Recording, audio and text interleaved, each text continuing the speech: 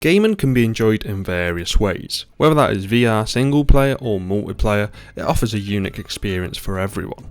Ever since I got into gaming at the age of 5, I've been playing a mixture of single player games, especially when I was younger, and multiplayer games.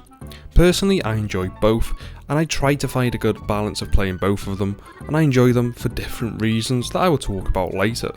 But first I want to take a look at what both single player and multiplayer games offer and how they differentiate from one another, and why personally I think multiplayer games are declining and why single player games seem like a fairer and a more enjoyable gaming experience.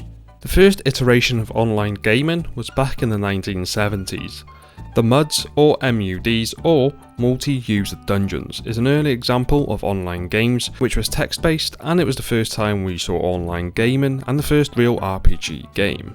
However, we saw the first big boom in online multiplayer in the late 1990s with the release of Ultimate Online and EverQuest, two of the most influential MMORPGs that went on to inspire games like World of Warcraft and Final Fantasy, amongst many other similar titles.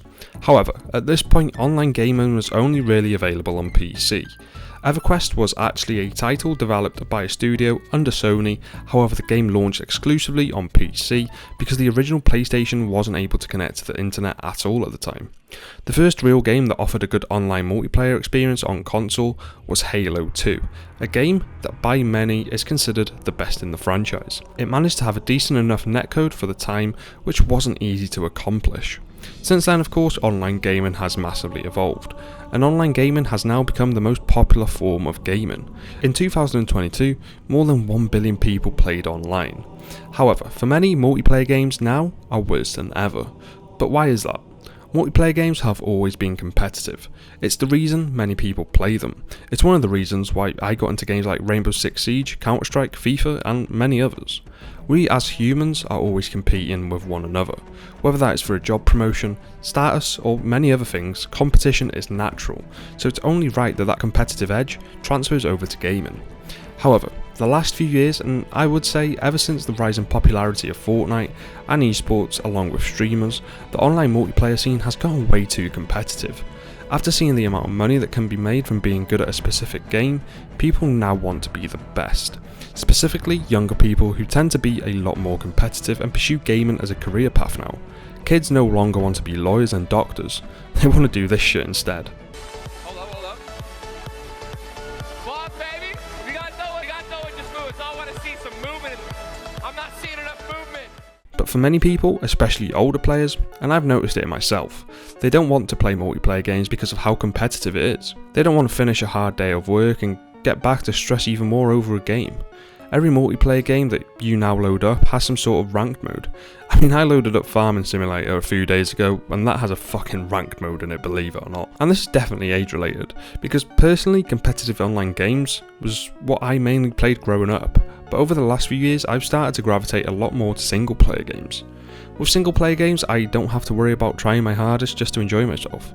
I have the freedom to do what I want and I can simply relax. Like I said though, this is something that I think changes as you get older. Another thing with multiplayer games is the constant need of having to play them and keep up with the ever-changing meta.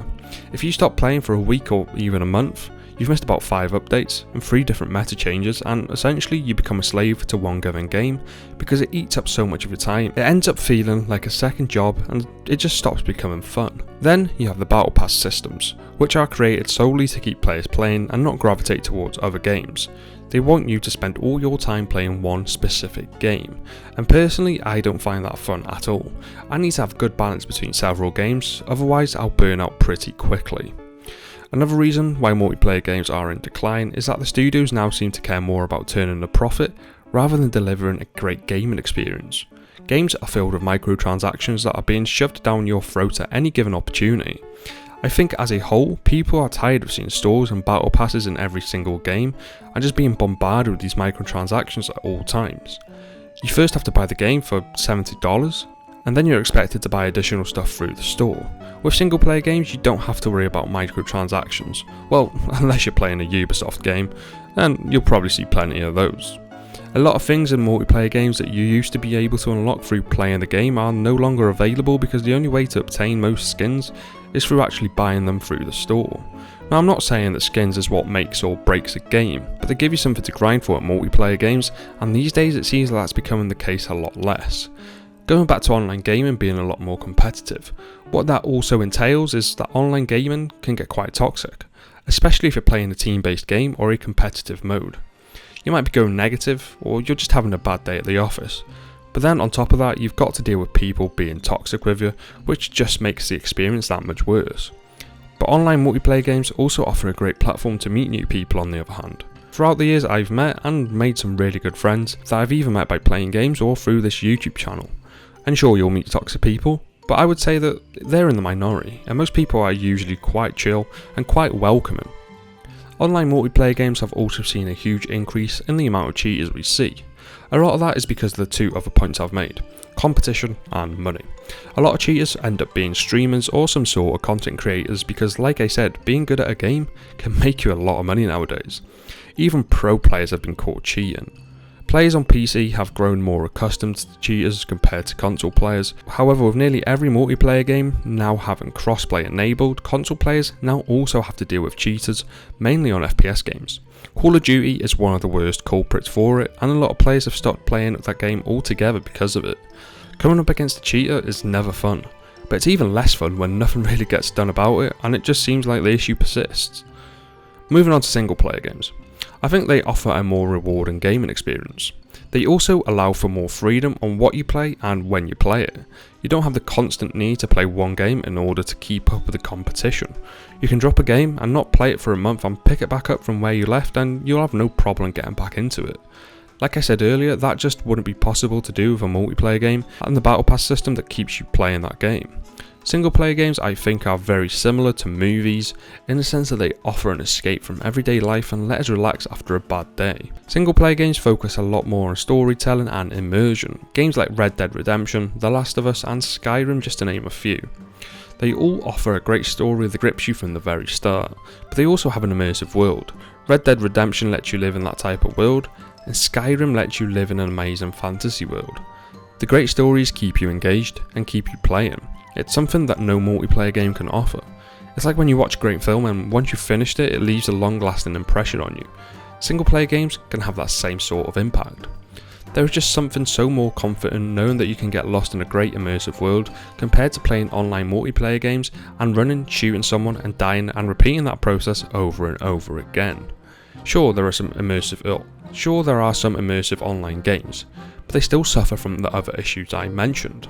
Personally, I think age has a big factor to play on what sort of games you play. Like I said earlier, when I was younger, I would mostly play multiplayer games, and a lot of them were competitive. But that was mainly because I had no responsibilities and a bunch of time to burn. As I've gotten older though, I've started to enjoy single player games a lot more, to the extent that I would say I prefer single player games now, mainly because they respect my time and it doesn't feel like a chore. I can easily switch between several games and don't have to worry about being behind the next time I play. The perfect example is Hogwarts Legacy, which was the best selling game last year. A game that offered a fun story in a world loved by millions that finally let players live out the Harry Potter fantasy.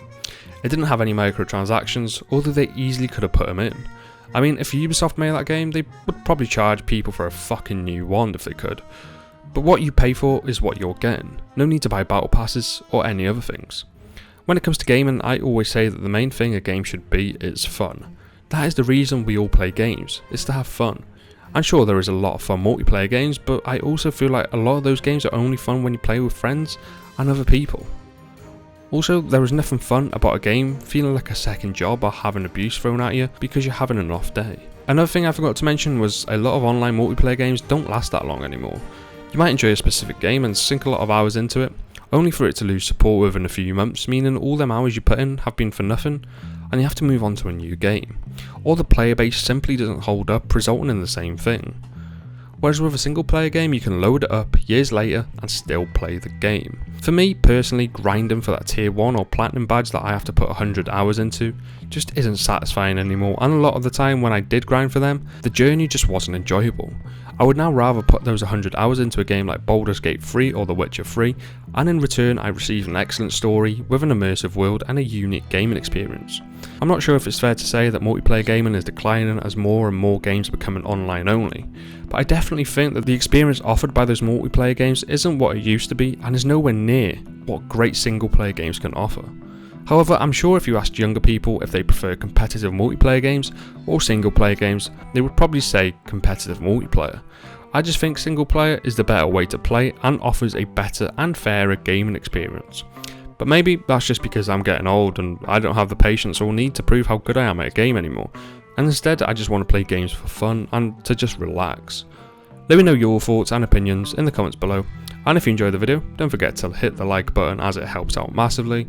Thank you for watching, and I'll catch you in the next one.